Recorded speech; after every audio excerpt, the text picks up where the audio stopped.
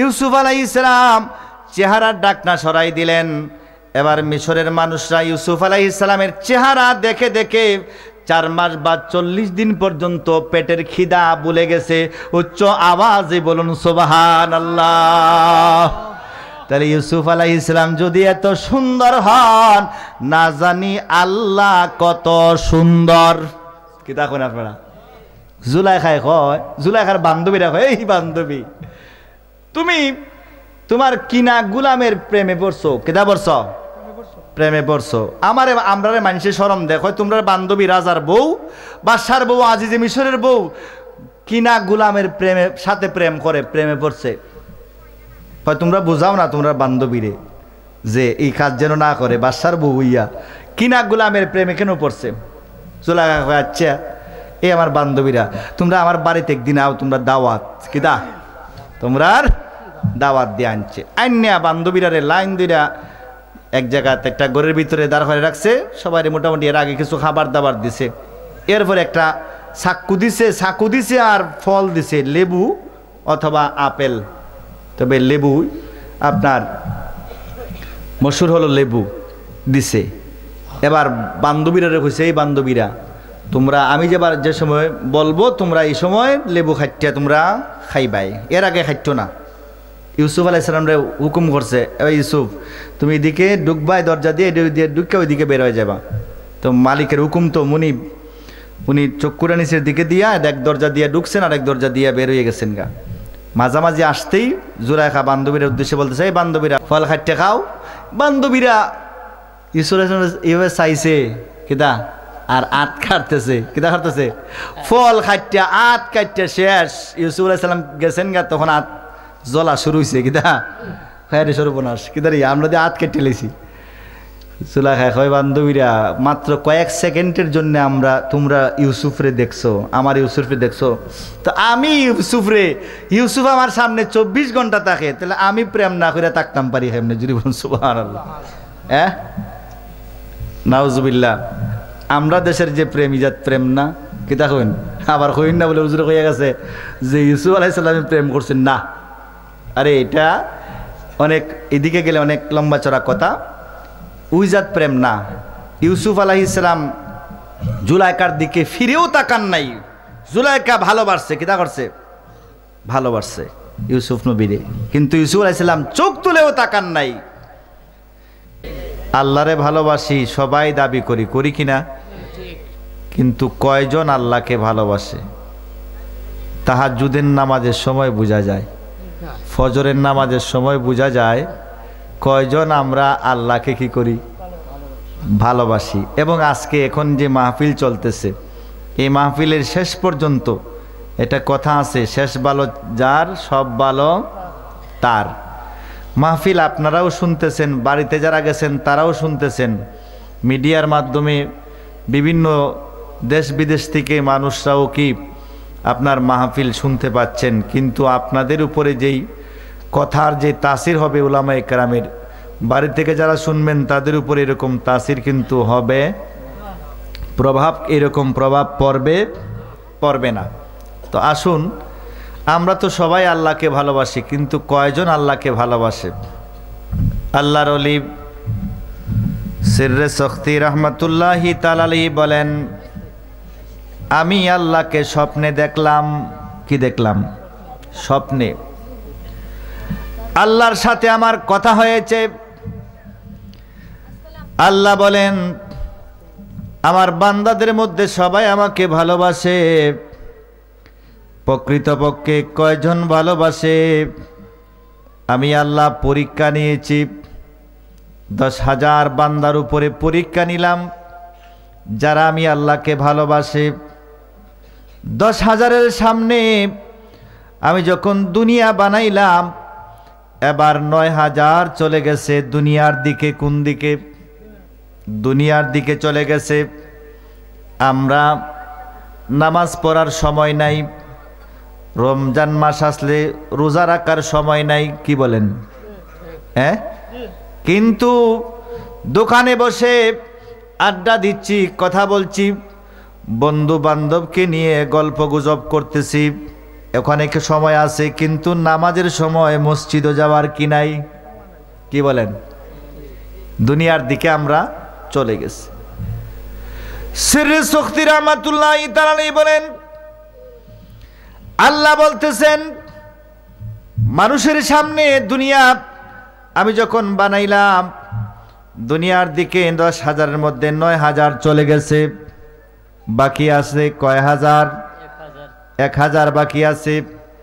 এবার 1,000 মানুষের সামনে আমি যখন জান্নাত বানাইলাম, কি বানাইলাম? কি বানাইলাম? জান্নাত বানাইলাম। এবার 1,000 থেকে 900 চলে গেছে জান্নাত পাওয়ার জন্যে। কি পাওয়ার জন্যে? জান্নাত পাওয়ার জন্যে। আমরা নামাজ পড়ি জান্নাত পাওয়ার জন্যে, রোজা রাখি জান্নাত পাওয়ার জন্যে, হজ করি জান্নাত পাওয়ার জন্যে, ঠিক না বেঠিক? দান সৎকা ইবাদত বন্দেগী যা কিছু আছে সব কিছু করি জান্নাত পাওয়ার জন্যে। বাবা না না না না, আরে জান্নাত তো আল্লাহর একটা সৃষ্টি। আপনি যদি আল্লাহকে পেয়ে যান, আল্লাহ যদি আপনার হয়ে যান, তাহলে গোটা পৃথিবী আপনার হয়ে যাবে, ঠিক না বেঠিক? খলিফা হারুনুর রশিদ, খলিফা হারুনুর রশিদ উনি একদিন ওনার রাজদরবারের যত কর্মচারী আছে, যত মানুষ আছে, কর্মকর্তা আছে, তাদের জন্যে ধন ভাণ্ডার উন্মুক্ত করে দিলেন। বললেন, আজকের দিনে এতটা থেকে এতটা পর্যন্ত তোমাদের যার যা প্রয়োজন আমি আমার ধনাগার উন্মুক্ত করে দিলাম। যার টাকা দরকার টাকা নাও, যার সোনা দরকার সোনা নিয়ে যাও, যার রূপা দরকার রূপা, হীরা জহরত মানি মুক্তা যা আছে যার যা দরকার নিয়ে যাও। আজকের জন্য সব কি উন্মুক্ত। বাবার আমার, ভাইরা আমার, সব উন্মুক্ত করে দিলেন। রাজ দরবারের কর্মচারীরা, কর্মকর্তারা হুমরিকে ধন ভাণ্ডারের ধন নেওয়ার জন্য সবাই চলে গেছে, কিন্তু একজন বাদিনী খলিফা হারুন রশিদের চেয়ারের পায়া ধরে এভাবে দাঁড়িয়ে আছে। কি ধরে? চেয়ারের পায়া ধরে দাঁড়িয়ে আছে। খলিফা হারুন রশিদ বললেন, এ আমার বাদিনী, তুমি এই ধন ভাণ্ডার থেকে তোমার প্রয়োজন মতো টাকা পয়সা সোনা গহনা হীরা জহরত নিয়ে যাও। তুমি এখানে দাঁড়িয়ে আছো কেন? আমার চেয়ার ধরে কেন দাঁড়িয়ে আছো? এবার বাদিনী বলে, হুজুর, আমি আমার একটা মতলব আছে, কিতা আছে, একটা উদ্দেশ্য আছে। হুজুর, আজকের দিনে যেই মানুষটা টাকা নিবে সে শুধু টাকার মালিক হবে, যেই মানুষটা সোনা নিবে সে সোনার মালিক হবে, যেই মানুষটা হীরা জহরত নিবে সে শুধু হীরা জহরতের মালিক হবে, যেই মানুষটা মানিক নিবে সে মানিকের মালিক হবে। কি হবে? মানিকের মালিক হবে। কিন্তু আরে আমি তো সব কিছু চাই, টাকাও চাই, হীরা জহরত সোনা গয়না যা কিছু আছে সব কিছু চাই। এই জন্যে আমি আপনার চেয়ার ধরে দাঁড়িয়ে আছি। অর্থাৎ আপনি বাদশা যার হয়ে যাবেন, তার তো সব কিছু তার হয়ে যাবে, সোনাও হবে, রূপাও হবে, হীরাও হবে, জহরত হবে, যা কিছু আছে সব হবে। এই জন্যে আমি আপনাকে চাই, আপনাকে পাওয়ার জন্যে আমি চেয়ারের খুঁটি ধরে দাঁড়িয়ে আছি। উচ্চ আওয়াজে বলুন সুবহানাল্লাহ। কি এবার খলিফা হারুন রশিদ কি করলেন? এই বান্দিরে তিনি স্ত্রীর মর্যাদা দান করলেন, বিয়ে করে ফেললেন। সর্বনাশ! হ্যাঁ, এই বান্দি তো অনেক জ্ঞানী, সে টাকাও নেয় না, পয়সাও নেয় না, সে আমারে চায়। কি চায়? আমারে চায়। এবার খলিফা হারুন রশিদ এই বাদীকে বিয়ে করে ফেললেন। বিয়ে করার পরে রাজদরবারের কর্মকর্তা কর্মচারী যারা আছে কানাঘুষা শুরু করে দিছে।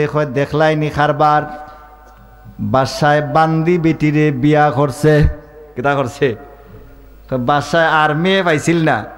হ্যাঁ, বাসায় তো চাইলে আরো যদি 2-3টা বিয়া করার দরকার লাগতো, তাহলে তো আরেক রাজা বাদশার মেয়েরে কিতা করতে পারতো, বিয়ে করতে পারতো। সে এক বান্দিবিটিরে বিয়ে করছে, দেখলাই নি কারবারটা। হ্যাঁ, এবার বাদশা এই কানাঘুষা শোনার পরে তিনি যখন কানাঘুষা শুনলেন, একটা তালিকা তৈরি করলেন, কারা এই কথাগুলো বলতেছে নাম তালিকাভুক্ত করলেন। তাদেরকে রাজ দরবারে মেহমানদারি করার জন্য দাওয়াত দিলেন। কি দিলেন? দাওয়াত দিলেন। আর আমরা তো আছি, কেউ যদি আমাদের বদনাম গায় তাইলে পারলে লাঠি দিয়া তার মাথা ফাটাইলেইমু। কি তখন? হ্যাঁ, লাঠি দিয়া তার মাথা কিতা ফাটাইলেইমু। যে আমার বদনাম গাইতো, সর্বনাশ। হ্যাঁ, বাদশা বলে না, ঠিক আছে, আমি তারে জ্ঞান দিয়া তারে বুঝানি লাগবো। এবার এই রাজ দরবারে কর্মকর্তা কর্মচারী সবাই মিলে যারা দাওয়াত পাইলেন রাজ দরবারে আসলেন। রাজ দরবারে আসার পরে বাদশা সবার সামনে ইয়াকুত পাথরের তৈরি নির্মিত প্লেট দিলেন, বর্তন দিলেন খাওয়ার জন্যে। কি খাবার খাওয়ার জন্যে ইয়াকুত পাথরের তৈরি। যারা রাজ দরবারের কর্মকর্তা কর্মচারী বাদশার দরবারে আসছে, এরা রাজ দরবারে এইরকম খাবার তো দূরের কথা, এরকম প্লেট জীবনে চোখে দেখে নাই। বাদশার দরবারে এত দামি প্লেট জীবনও চোখ দিয়া দেখছে না। যে খানি তো খাইব দূরের কথা, প্লেটই দেখছে না। হয় সর্বনাশ, আজকের খানি না জানি কত দামি, প্লেট যদি এত সুন্দর হয়, প্লেট যদি এত দামি হয়, না জানি খাবার কত দামি। জোরে বলুন সুবহানাল্লাহ। আপনার ঘরে মেহমান গেলে ডিনার সেটে যদি কেউরে খাবার দেন, শুটকি তরকারি দিবেননি? কি বলেন? হ্যাঁ, ডিনার সেটটা সামনে দিলে তুই বোঝা যাইব খানিটা কিরকম আইব। কি তখন?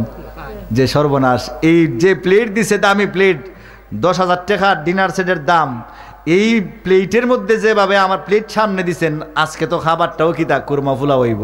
কি তখন? এখন রাজ দরবারের কর্মচারী কর্মকর্তা প্লেট দেখে আশ্চর্য হয়ে গেছে, না জানি আজকের খাবার কত দামি। কিছুক্ষণ পরে বাদশা এই কর্মচারী কর্মকর্তাদের সামনে আসলেন। এই মজলিসে ওই বাদীকেও প্লেট দেওয়া হলো, যে বাদীকে বাদশা বিয়ে করেছেন, বাদীকে বিয়ে করেছেন তাকে ওই মজলিসে প্লেট দেওয়া হলো, তার সামনেও একটা প্লেট দেওয়া হলো। বাদশা এসে বললেন, আচ্ছা, আমার হুকুম হলো, অর্ডার হলো, তোমরা যারা প্লেট পাইছ সবাই প্লেট ভেঙ্গে ফেলো। কি করো? সব প্লেট ভেঙ্গে লাও। কিতা করো? ভেঙ্গে ফেলো। একজন আরেকজনের মুখের দিকে চায়। কি চায়? কই সর্বনাশ, এই প্লেট জীবনও দেখছি না। আজকে যা ওই খাইবার জন্য বসছিলাম, এখন বাদশায় হইতেছে প্লেট ভেঙ্গে লেবার লেগা। না, আজকে বাদশার হুকুম মানতাম না, প্লেট ভাঙতাম না। দেখালে খানে কি জাত মজা। কিতা খানে কি জাত, কি মজার খানি আসে, প্লেট ভাঙতাম না। কেউ প্লেট ভাঙল না। এদিকে বাদশা যাকে বিয়ে করেছেন বাদিনী, সে বাদশার হুকুম পাওয়ার সাথে সাথে প্লেটটা ভেঙ্গে ফেলেছে। কি প্লেট ভেঙ্গে লেছে। বাদশা এই বাদিনীকে জিজ্ঞেস করলেন, তুমি এই প্লেটটা ভাঙলে কেন? আর তাদেরকে জিজ্ঞেস করলেন, তোমরা প্লেটটা না ভাঙার কারণ কি? এরা জবাব দিল, হয় হুজুর, আমরা খাবার খাইমু তো দূরের কথা, আজকে যে প্লেট আমরার সামনে দিছেন, এই প্লেট জীবনে চোখে দেখি নাই, এই জন্যে না জানি খাবার কত দামি খাবার, এই জন্যে খাবারের আশায় আজকের প্লেট আপনার ভাঙ্গি নাই, আপনার হুকুম আমরা অমান্য করেছি। বাদিনী বলে, যাকে বাদশা বিবির মর্যাদা দিয়েছেন, এই বাদিনী বলে, বাদশা যখন জিজ্ঞেস করলেন, বাদিনী তুমি কেন প্লেটটা ভাঙলা? বলে, হুজুর, আমি কেন প্লেটটা ভাঙলাম? আমি চিন্তা করলাম আপনার প্লেট দামি না আপনার ওয়ার্ডার দামি, আদেশটা দামি? কিতা আপনার খতার দাম বেশি না প্লেটের দাম বেশি? আমি দুইটা বিষয়ের উপরে আমি যখন কম্পেয়ার করলাম, তুলনা করলাম, আমার বিবেক বলল আরে প্লেট যদি ভাঙে তাহলে প্লেট ভাঙ্গার কারণে বাদশার ধনভাণ্ডার ক্ষতিগ্রস্ত হবে। কি হবে? ধনভাণ্ডার ক্ষতিগ্রস্ত হবে। আর এই ধনভাণ্ডার ক্ষতিগ্রস্ত হলে আবার ধনভাণ্ডার পূরণ করার সুযোগ আছে, কিন্তু বাদশার হুকুম যদি নষ্ট হয়, ক্ষতিগ্রস্ত হয়, এই বাদশার হুকুম কি করা যাবে না? ক্ষতি পোষানো যাবে না। এই জন্যে আমি বাদশার হুকুম যেন ক্ষতিগ্রস্ত না হয়, বাদশার আদেশ পাওয়ার সাথে সাথে আমি প্লেটটা ভেঙে দিছি। জোরে বলুন সুবহানাল্লাহ। কর্মচারী যারা আসিল হয় সর্বনাশ, দেখছুনি আমরা কিতা চিন্তা করছি আর বান্দি কিতা চিন্তা করছে? হ্যাঁ, তো রতন সিনে বাদশাহ যে বান্দি বিটিরে বিয়া করছে আসলেই তো সে বাদশার বউ হওয়ার উপযুক্ত। জোরে বলুন সুবহানাল্লাহ। এই কথা থেকে প্রথম যে আমাদের শিক্ষা এটা হলো, বান্দি বাদশার হুকুম কি করতে দেয় নাই? নষ্ট করতে দেয় নাই, ক্ষতিগ্রস্ত হতে দেয় নাই। চিন্তা করে দেখুন চান, আমরার আকল তো ওই বান্দি বিটির থেকেও কম। কিতা আমরা আল্লাহ হুকুম করছেন নামাজ পড়ার জন্যে, রোজা রাখার জন্যে, জাকাত ফরজ হলে জাকাত দেওয়ার জন্যে, ইত্যাদি ইত্যাদি ইবাদত, মা বাবার খেদমত করার জন্যে, কিন্তু আমরা আল্লাহর হুকুম কি করতেছি না। কিন্তু বান্দি বেটি সে বাদশার হুকুম কি করতে দেয় নাই? আপনার নষ্ট হতে দেয় নাই।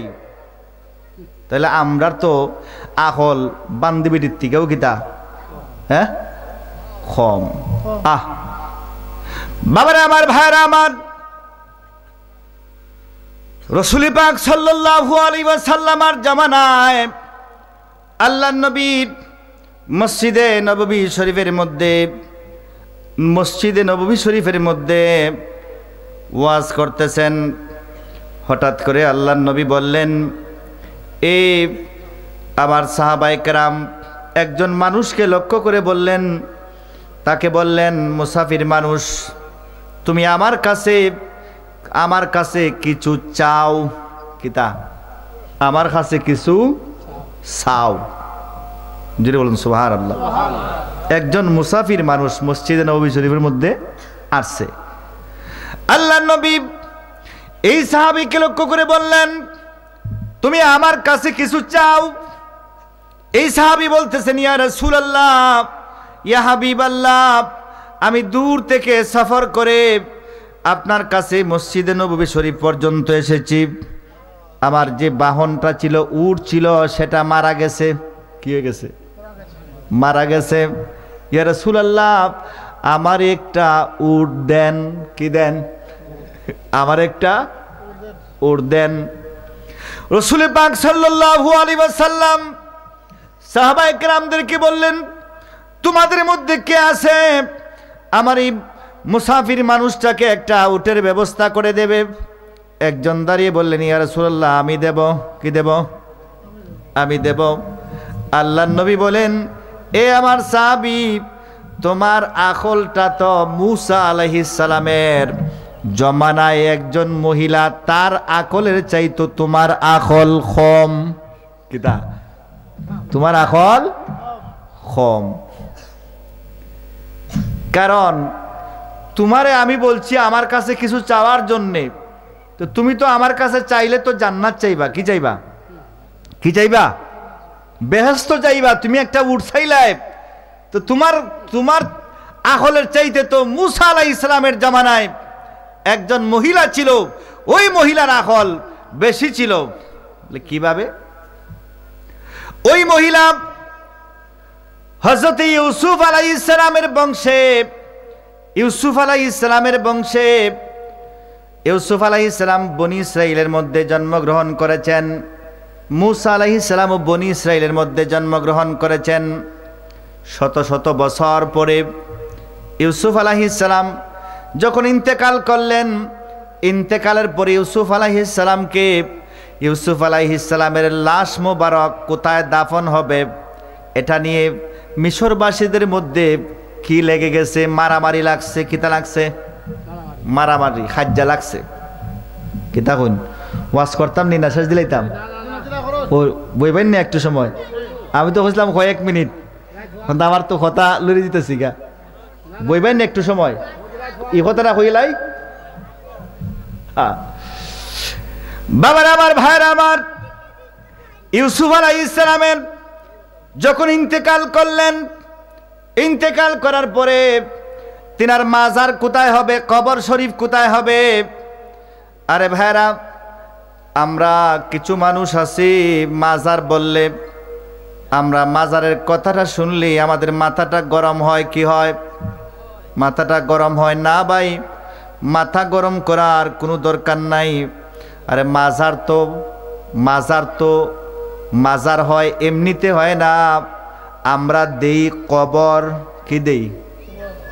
আমরা ইমানদার মুমিন মুসলমানকে দেই কবর। আর মানুষ যেই কবরকে বেশি জিয়ারত করে, এই বেশি জিয়ারত করার কারণে এই কবরটা হয়ে যায় মাজার। জোরে বলুন সুবহানাল্লাহ। মাজার মানে কিতা? মাজার শব্দের অর্থ কি? মাজার শব্দের অর্থ জিয়ারতের স্থান। কিতা? অর্থাৎ যেই কবরটা, যে মুসলমানদের যেই কবর বেশি জিয়ারত হয়, এই কবরটাই হয়ে যায় কিতা? মাজার। মাজারওয়ালার দোষ আসেনি। কিতা কইন?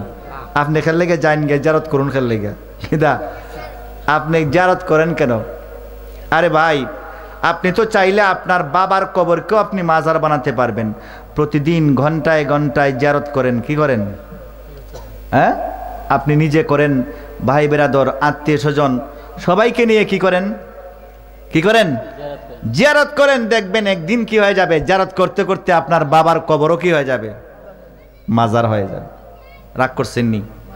হ্যাঁ, আপনিও তো আপনার বাবার কবরকে মাজার বানাতে পারবেন। অর্থাৎ বেশি বেশি জিয়ারত করবেন, তখন আপনার বাবার কবরও কি হয়ে যাবে? মাজার হয়ে যাবে। বাবার আমার, ভাইয়ের আমার, মুসা ইউসুফ আলাইহিস সালামের কবর কোথায় হবে? মানুষের মধ্যে ঝগড়া লাগছে। কেউ বলে আমাদের এলাকায় হবে, কেউ বলে ওই এলাকায় হবে। মিশরের মানুষরা ঝগড়া লাগাই দিছে। কি লাগাই দিছে? কি লাগাই দিছে? খাজ্জা লাগাই দিছে।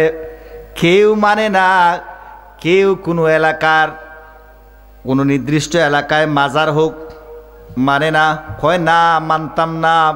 যে এলাকায় ইউসুফ আলাইহিস সালামের মাজার হবে, এই এলাকার দাম বেড়ে যাবে। কি হয়ে যাবে? দাম বেড়ে যাবে। আর আমরা সবাই যাতে ইউসুফ আলাইহিস সালামের মাজার থেকে ফয়েজ নিতে পারি, সেজন্য একটা চিন্তা ভাবনা করা দরকার। কি করা দরকার? পদ্ধতি আবিষ্কার করা দরকার। কিরকম পদ্ধতি? পদ্ধতি আবিষ্কার করলো হয় নীল নদের উজানে, হয় নীল নদের কিদা, হয় আমরা ইউসুফ আলাইহিস সালামের মাজার থেকে সবাই যদি ফয়েজ পেতে চায়, বরকত হাসিল করতে চায়, তাহলে আমরা একটা কাজ করি। ইউসুফ আলাইহিস সালামের মাজার আমরা নীল নদের মিশরের উজান দিকে এমন একটা জায়গায় নদীর ভিতরে মাজার দেব। এই মাজার দোয়া পানি ভাটিতে যাবে, সমস্ত মানুষ এখান থেকে পানি নিয়ে সবাই বরকত হাসিল করবে। উচ্চ আওয়াজে বলুন সুবহানাল্লাহ। মিশরের মানুষ কয় যেহেতু সবাই আমরা ইউসুফ আলাইহিস সালামের মাজার থেকে বরকত নিতাম চাই, তাহলে একটা রাস্তা আছে।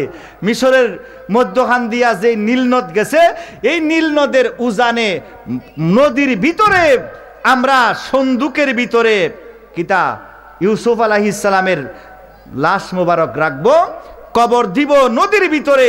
আর নদীর ফানি মাজার দইয়া ফানি যেই বাট্য লাইব, এই ফানি আমরা সবাই ব্যবহার কইরা আমরা উপকার লাভ করব, বরকত লাভ করব। তাহলে সবাই ইউসুফ আলাইহিস সালামের মাজার থেকে বরকত নিতে পারবে। জোরে বলুন সুবহানাল্লাহ। দেখছেন? এবার মূসা আলাইহিস সালামের জামানায় আল্লাহ রাব্বুল আলামিন মূসা আলাইহিস সালামকে ওহী করলেন, মূসা আমার বন্ধু, তুমি যখন মিশর থেকে বের হয়ে যাবা, মিশর থেকে বের হয়ে যাওয়ার পরে যাওয়ার সময় আমার নবী ইউসুফ আলাইহিস সালামের লাশ মোবারক সাথে করে নিয়ে যাইও। ধরে বলুন সুবহানাল্লাহ। তুমি যখন মিশর থেকে চলে যাইবা, তখন যাওয়ার সময় আমার নবী ইউসুফ আলাইহিস সালামের লাশ মোবারক মিশরের নীল নদের ভিতর থেকে উঠাইয়া তুমি নিয়ে যাইও। মূসা আলাইহিস সালাম আল্লাহকে বলেন, আল্লাহ, ইউসুফ আলাইহিস সালামের লাশ কোথায় আছে আমি তো জানি না। কিতা মাজার কোথায় আছে নদীর ভিতরে আমি তো জানি না। আল্লাহ বললেন, ইউসুফ আলাইহিস সালামের বংশের একজন নারী আছে, নারী মহিলা, এই মহিলা অমুক জায়গায় আছে, তাকে গিয়ে জিজ্ঞেস করো। তারে গিয়া কিতা করো? তারে গিয়া জিজ্ঞেস করো ইউসুফ আলাইহিস সালামের লাশ কোথায় আছে, সে তোমাকে বলে দেবে। ফেরাউন যখন মূসা আলাইহিস সালামকে ধাওয়া করছে, কি করছে? দাওয়া করছে মূসা আলাইহিস সালামকে মেরে ফেলবে, পেছনের দিকে আসতেছে। আল্লাহ রাব্বুল আলামিন হুকুম যে করছিলেন, মূসা আলাইহিস সালামকে বলছিলেন, মূসা আলাইহিস সালাম, আপনি যখন মিশর থেকে বের হয়ে যাবেন, ইউসুফ আলাইহিস সালামের লাশ মোবারক নিয়ে আপনি এখান থেকে যাবেন। এবার লাশের খবর, মাজারের খবর ওই যে মহিলায় জানে, মহিলার বাড়িতে গিয়া মূসা আলাইহিস সালাম হাজির। এই মহিলা, তুমি আমারে ইউসুফ আলাইহিস সালামের লাশের কি দাও, সন্ধান দাও, মাজারের সন্ধান দাও, কই আছে? মহিলা বলে, মূসা আলাইহিস সালাম, আমি এমনিতেই দেব না, আমার একটা শর্ত আছে। কিতা আছে? আমার একটা শর্ত আছে। আমি এমনিতেই ইউসুফ আলাইহিস সালামের মাজার কোথায় আছে নীল নদে আমি দেখাবো না, আমার একটা শর্ত আছে, একটা শর্ত আছে। মূসা আলাইহিস সালাম বললেন, কি শর্ত? এবার মহিলা বলে, মূসা, আমাকে আগে কথা দাও, তুমি যেই জান্নাতে থাকবা সেই জান্নাতে নি আমারে তোমার ধারে জায়গা দিবা। যদি জায়গা দাও তাহলে তোমার আমি ইউসুফ আলাইহিস সালামের মাজার দেখাইয়া দেব। জোরে বলুন সুবহানাল্লাহ। কিটা শর্ত ধরছেনি? হ্যাঁ? মূসা আলাইহিস সালাম বললেন, আমার আল্লাহর হুকুম, আমি ইউসুফ আলাইহিস সালামের লাশ মোবারক নিয়ে যাওয়া লাগবে। সুতরাং ঠিক আছে, তোমাকে কথা দিলাম, আমি যেই জান্নাতে থাকবো তোমাকে আমার এই জান্নাতে আমার সাথে রাখবো। আল্লাহর নবী বলেন, ওই মূসা আলাইহিস সালামের জমানার মহিলাটা সে চাইলে তো বলতে পারতো, মূসা আলাইহিস সালাম আমাকে এতগুলি টাকা দাও, এই দাও সেই দাও, মূসা আলাইহিস সালাম দিতেন। কিন্তু মহিলাটা বিবেক দিয়ে চিন্তা করছে, আরে দুনিয়ার কোনো সম্পদ চাইলে তো সেটা চলে যাবে, আমি এমন একটা সম্পদ চাইব, এমন একটা শর্ত দেব, মূসা আলাইহিস সালাম যে জান্নাতে থাকবেন সেই জান্নাতে আমাকে রাখবেন। তুমি চাইলে তো আমাকে বলতে পারতে, ইয়া রাসূলুল্লাহ, ইয়া হাবিবাল্লাহ, আপনি যে জান্নাতে থাকবেন আমারই নিশি জান্নাতে আপনার সাথে রাখবেন। আমি দেখতেছি মূসা আলাইহিস সালামের জামানার মহিলার চাইতে তোমার বিবেক আকল কম। সুবহানাল্লাহ বলতেন না? হ্যাঁ বাবার, আমার কথা শেষ। বলছিলাম যে আমরা আল্লাহরে চাই, ওই কিতা চাই, ব্যস্ত চাই। কিতা চাই? নামাজ পড়ি ব্যস্ত হইবার লেগা, রোজা রাখি ব্যস্ত হইবার লেগা, হজ করি ব্যস্ত হইবার লেগা, কিন্তু কেউ আল্লাহরে ভাইবার লেগা নামাজ পড়ে না। কি বলেন? যারা খালি আমরা ব্যস্ত ব্যস্ত ব্যস্ত ভাই ভাই, নামাজ পড়ো ব্যস্ত ভাই ভাই, রোজা রাখো ব্যস্ত ভাই ভাই, কিন্তু কেউ আল্লাহ ভাই ভাই, আল্লাহরে পাওয়া যাইব এই কথা কেউ বলি না। আর এই কথার এই উদ্দেশ্যে কেউ ইবাদত করি না। কে তা কোন আপনারা? হ্যাঁ, আচ্ছা, আমরা কি ওই যে খলিফা হারুন রশিদের বান্দি যদি টেকা চাইতো, যদি সোনা চাইতো, তাহলে খালি সোনার মালিক হইল নে, কিন্তু বাদশার মালিক যখন হয়ে গেছি গা, তাহলে তো তার সমস্ত রাজ্যের মালিক হয়ে গেছে। আপনি যখন আল্লাহকে যখন পেয়ে যাবেন, আল্লাহকে যখন পেয়ে যাবেন, গোটা সৃষ্টি জগৎ যা কিছু আছে, জান্নাত সব কিছু আপনার হয়ে যাবে। কিন্তু শুধু জান্নাত পাইবেন, আল্লাহ নাও পাইতে পারেন। ঠিক না বেঠিক? তাহলে আমরা বেহেশত চাই না, আল্লাহ চাই?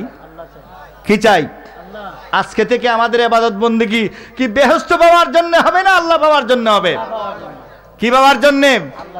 আল্লাহ পাওয়ার জন্য। আল্লাহ পাইলে বেহেশত পাওয়া যাবে, কিন্তু বেহেশত পাইলে আল্লাহ নাও পাওয়া যাইতে পারে। খুব গভীর মনোযোগ। আল্লাহ বললেন, এবার 1000 থেকে জান্নাত যখন সৃষ্টি করলাম, 900 চলে গেছে জান্নাত পাওয়ার জন্যে, এবার বাকি আছে 100। এবার 100 মানুষের উপরে বালা মুসিবত যখন নাজিল করে দিলাম, কি করে দিলাম?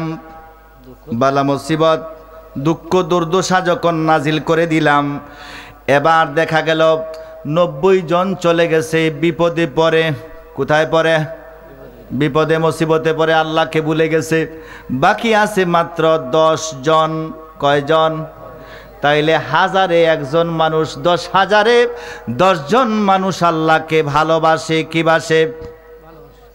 কয়জন ভালোবাসে? 1000-ও 1 জন।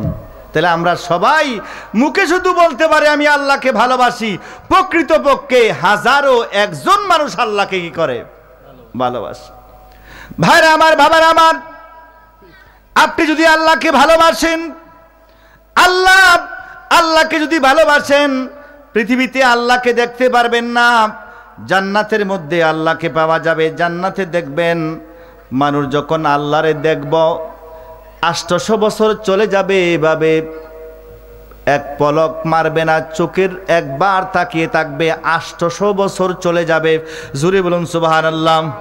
কত বছর? 800 বছর। দুনিয়ার 800 বছর না, দুনিয়ার 1000 বছর সমান আখিরাতের একদিন।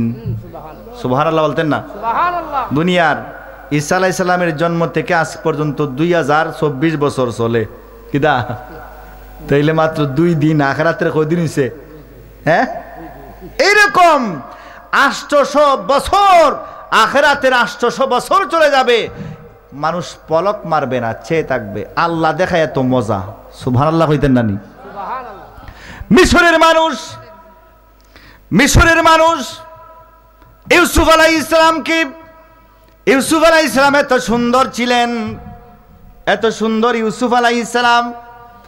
কইতাম নি না? শেষ দিলাইতাম না? বিরক্ত আপনারা, কষ্ট হইতেছে না?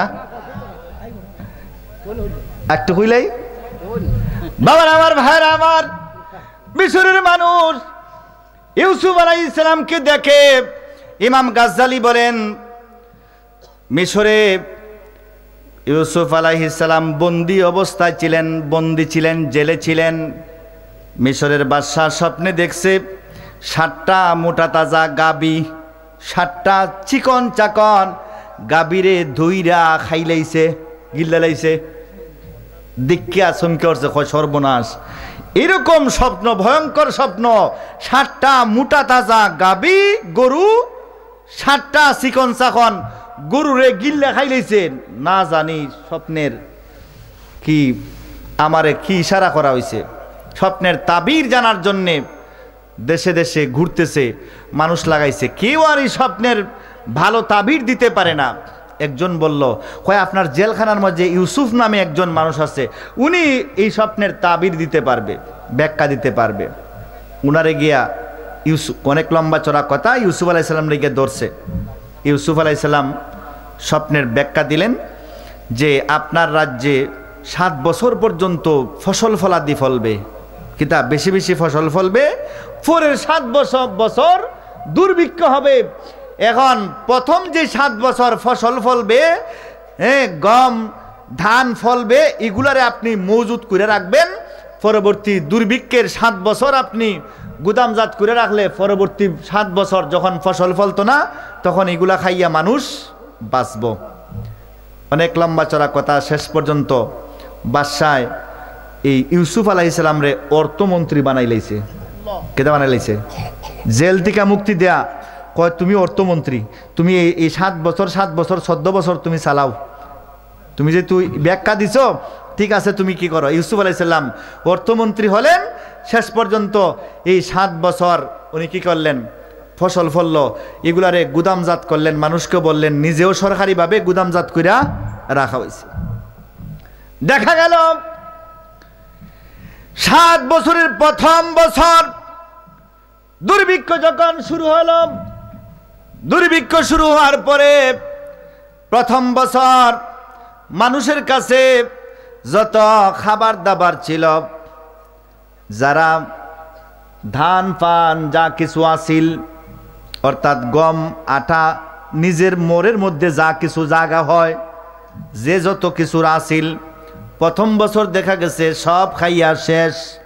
কিতা শেষ? প্রথম বছর খাইয়া শেষ। বাবার আমার, ভাইরা আমার, এবার দ্বিতীয় বছর, প্রথম বছর মানুষের যত ধান চাল ছিল সব খাইয়া শেষ হয়ে গেছে। মানুষ, এবার মানুষের কাছে টাকা পয়সা নাই, সব টাকা পয়সা দিয়া খাইয়া হইয়া শেষ। এবার দ্বিতীয় বছর মানুষ সোনা গহনা হীরা জহরত রূপা যা কিছু আসিল, এগুলোর বিনিময়ে মানুষ কি করল, ইউসুফ আলাইহিস সালামের কাছ থেকে খাবার নিতে লাগলো, জমা দিয়া এগুলার বিনিময়ে সোনা রূপা এগুলো যা আসিল, অলংকার আদি যা আসিল, এগুলার বিনিময়ে কি করছে, মানুষ খাবার নিছে। দুর্ভিক্ষের তৃতীয় বছর যখন চলে, ইউসুফ আলাইহিস সালামের কাছে রাজ্যের মিশরের সমস্ত মানুষরা এরার গরু ছাগল উট দুম্বা যা কিছু আছে সব কিছু বিক্রি করে দিছে। এগুলো দিয়া ইউসুফ আলাইহিস সালামের কাছ থেকে খাবার নিছে। কিতা নিছে? খাবার নিছে। দুর্ভিক্ষর চতুর্থ বছর যখন চলে, তখন মানুষরা তাদের ঘরে যে কর্মচারী আছে, দাস দাসী আছে, এরারে বিক্রি কইরা এরার বিনিময়ে ইউসুফ আলাইহিস সালামের কাছ থেকে কিতা নিছে? খাবার নিছে। দুর্ভিক্ষের পঞ্চম বছর সবাই যার যার সম্পদ, জায়গা জমি, বাড়িঘর যা ছিল সব কিছুর বিনিময়ে ইউসুফ আলাইহিস সালামকে দিয়া ইউসুফ আলাইহিস সালামের কাছ থেকে খাবার নিছে। কিতা নিছে? দুর্ভিক্ষের ষষ্ঠ বছর, এবার আর কিছু নাই, মানুষরা তাদের সন্তান বিক্রি করা শুরু করছে, সন্তান রে বেচা খাবার নিছে। কিতা করছে? ইউসুফ আলাইহিস সালামের কাছে সন্তান বিক্রি করে কি নিছে? খাবার নিছে। দুর্ভিক্ষের সপ্তম বছর, এবার তাদের কাছে জায়গাও নাই, দাস দাসীও নাই, অলংকারও নাই, পশু পাখিও নাই, কিছু নাই, সন্তান পর্যন্ত বিক্রি করে দিছে। এবার নিজেরা আসছে, আয়েশা বলতেছে, ইউসুফ আলাইহিস সালাম আপনি আমরারে কিনে ফেলেন, অর্থাৎ আমরা আপনার কাছে বিক্রি হয়ে যাই, আপনি আমাদেরকে খাবার খাওয়ান। জোরে বলুন সুবহানাল্লাহ। এবার মানুষ নিজেদেরকে ইউসুফ আলাইহিস সালামের কাছে বিক্রি করে দিছে। কি করছে? ইউসুফ আলাইহিস সালামের কাছে নিজেরে বেচা লাইছে, বেচা খাবার নিছে। বাবার আমার, ভাইয়ের আমার, এবার নিজেকে যখন বিক্রি করে দিছে, এদিকে দুর্ভিক্ষ এখনো শেষ হয় নাই, 4 মাস বা 40 দিন বাকি আছে, 4 মাস বা 40 দিন বাকি আছে, দুর্ভিক্ষ শেষ হয় নাই।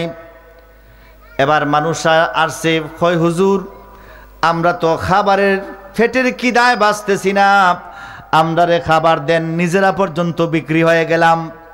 দেখছেন, আমার আল্লাহ বলেন, এ মিশরবাসীরা, তোমরা আমার নবী ইউসুফ আলাইহিস সালামকে গোলাম বলে পরিচয় দিয়েছ, গোলাম বলে তোমরা ওনাকে আখ্যায়িত করেছ। আমি আল্লাহ রাব্বুল আলামিন তোমরা আমার নবীরে গোলাম বলো। কি বলো? গোলাম বলো। আমি আল্লাহ এমন একটা পদ্ধতি আবিষ্কার করব, আমি সবাইরে, মিশরের সব মানুষকে ইউসুফ আলাইহিস সালামের গোলাম বানিয়ে ছাড়ব। উচ্চ আওয়াজে বলুন সুবহানাল্লাহ। মূলত দুর্ভিক্ষ না। আল্লাহ হিকমত করছেন যে তোমরা আমার বন্ধু ইউসুফ আলাইহিস সালামকে গোলাম বলো, দেখো আমি তোমাদেরকে ইউসুফ আলাইহিস সালাম কাছে তোমাদেরকে বিক্রি করার পদ্ধতি দিতেছি, তোমরা নিজেরাই বিক্রি হয়ে যাবে, নিজেরাই ইউসুফ আলাইহিস সালামের গোলাম হয়ে যাবে। জোরে বলুন সুবহানাল্লাহ। 40 দিন বাকি বা 4 মাস বাকি, ইমাম গাজ্জালি বলেন 4 মাস বা 40 দিন বাকি। এখন ধন ভান্ডারের মাঝে খাবারও নাই, শেষ কিনা নাই, খাবার নাই, শেষ। মানুষ যখন আসছে আল্লাহকে বললেন, আল্লাহ, ইউসুফ আলাইহিস সালাম বললেন, আল্লাহ, মানুষ খাবারের জন্য আসছে, খাবার তো নাই, আমি এখন কি করব? আল্লাহ বললেন, ইউসুফ আলাইহিস সালাম একটা কাজ করো, তোমার চেহারার পর্দাটা সরাইয়া দাও। ইউসুফ আলাইহিস সালাম নিজের চেহারাটা এভাবে ঢেকে রাখতেন। ওনার সুন্দর চেহারা মানুষ দেখলে কি হয়ে যেত? আনমনা হয়ে যেত, বেহুশ হয়ে যেত। এই জন্য ওনার চেহারাটা এভাবে তিনি কি করতেন? কাপড় দিয়ে ঢেকে রাখতেন। আল্লাহ বললেন, বন্ধু ইউসুফ আলাইহিস সালাম, আপনার চেহারার ঢাকনাটা সরাই দেন। ইউসুফ আলাইহিস সালাম চেহারার ঢাকনা সরাই দিলেন। এবার মিশরের মানুষরা ইউসুফ আলাইহিস সালামের চেহারা দেখে দেখে 4 মাস বা 40 দিন পর্যন্ত পেটের খিদা ভুলে গেছে। উচ্চ আওয়াজে বলুন সুবহানাল্লাহ। তাহলে ইউসুফ আলাইহিস সালাম যদি এত সুন্দর হন, না জানি আল্লাহ কত সুন্দর। কি দেখুন আপনারা, জুলাইখায় কয়, জুলাইখার বান্ধবীরা কয়, এই বান্ধবী, তুমি তোমার কিনা গুলামের প্রেমে পড়ছো। কেদা পড়ছো? প্রেমে পড়ছো। আমরা মানুষের শরম দেখো, তোমরা বান্ধবী রাজার বউ, বাদশার বউ, আজিজে মিশরের বউ কিনা গুলামের সাথে প্রেম করে, প্রেমে পড়ছে। তোমরা বুঝাও না তোমরা বান্ধবীরে যে এই কাজ যেন না করে। বাদশার বউ হইয়া কিনা গুলামের প্রেমে কেন পড়ছে? চলে আচ্ছা, এই আমার বান্ধবীরা, তোমরা আমার বাড়িতে একদিন আও, তোমরা দাওয়াত কিদা, তোমরা দাওয়াত দিয়ে আনছে। আইনিয়া বান্ধবীরা লাইন দিরা এক জায়গাতে একটা ঘরের ভিতরে দাঁড় করে রাখছে। সবাই মোটামুটি এর আগে কিছু খাবার দাবার দিছে। এরপরে একটা চাকু দিছে আর ফল দিছে, লেবু অথবা আপেল। তবে লেবু আপনার মশুর হলো, লেবু দিছে। এবার বান্ধবীরা কইছে, এই বান্ধবীরা, তোমরা আমি যে সময় বলবো তোমরা এই সময় লেবু খাইটা তোমরা খাইবাই, এর আগে খাইতো না। ইউসুফ আলাইহিস সালামরে হুকুম করছে, এবার ইউসুফ তুমি এদিকে ঢুকবাই, দরজা দিয়ে ঢুকে ওইদিকে বের হয়ে যাবা। তো মালিকের হুকুম তো মুনিব, উনি চক্ষুরা নিচের দিকে দিয়া এক দরজা দিয়ে ঢুকছেন আর এক দরজা দিয়ে বের হয়ে গেছেন গা। মাঝামাঝি আসতেই জুলাইখা বান্ধবীরা উদ্দেশ্যে বলতেছে, এই বান্ধবীরা ফল খাইতে খাও। বান্ধবীরা ইউসুফ আলাইহিস সালাম এভাবে চাইছে কিদা, আর আট কাটতেছে, কিদা কাটতেছে? ফল খাইতে আট কাটতে শেষ। ইউসুফ আলাইহিস সালাম গেছেন গা, তখন আট জ্বলা শুরু হয়েছে। কিদা খায় সর্বনাশ, কিদারি আমরা দিয়ে আট কেটে লেছি। চুলা খায় হয় বান্ধবীরা, মাত্র কয়েক সেকেন্ডের জন্য তোমরা ইউসুফরে দেখছো, আমার ইউসুফরে দেখছো। তো আমি ইউসুফ আমার সামনে 24 ঘন্টা থাকে, তাহলে আমি প্রেম না করে থাকতাম পারি এমনি? যদি বলুন সুবহানাল্লাহ। নাউজুবিল্লাহ। আমরা দেশের যে প্রেম, ইজাত প্রেম না, কিতা কইন আবার কইন না বলে হুজুরে কইয়া গেছে যে ইউসুফ আলাইহিস সালাম প্রেম করছেন না। আরে এটা অনেক এদিকে গেলে অনেক লম্বা চড়া কথা। উইজাত প্রেম না। ইউসুফ আলাইহিস সালাম জুলাইকার দিকে ফিরেও তাকান নাই। জুলাইকা ভালোবাসছে, কিতা করছে? ভালোবাসছে ইউসুফ নবীরে, কিন্তু ইউসুফ আলাইহিস সালাম চোখ তুলেও তাকান নাই। যাই হোক, এই এত সুন্দর আল্লাহ, ইউসুফ আলাইহিস সালাম যদি এত সুন্দর হন, তো সেই আল্লাহর জন্যে ফজরের নামাজটা পড়া যাইবনি? সেই আল্লাহরে পাবার জন্যে কিতা কই না পড়া ফরন যাইবনি? কথা শেষ। জুনায়েদ বাগদাদির সামনে এক মহিলা আইছে, কয় আমার জামাইয়ে দ্বিতীয় বিয়া করতে চায়। কিতা করতে চায়? দ্বিতীয় বিয়ে করতে চায়। জুনায়েদ বাগদাদি বলেন, তোমার জামাই দ্বিতীয় বিয়া করব, 3টা করবো, 4টা করবো, তোমার সমস্যা কিতা? সে তো 4টা পর্যন্ত করতে পারবো।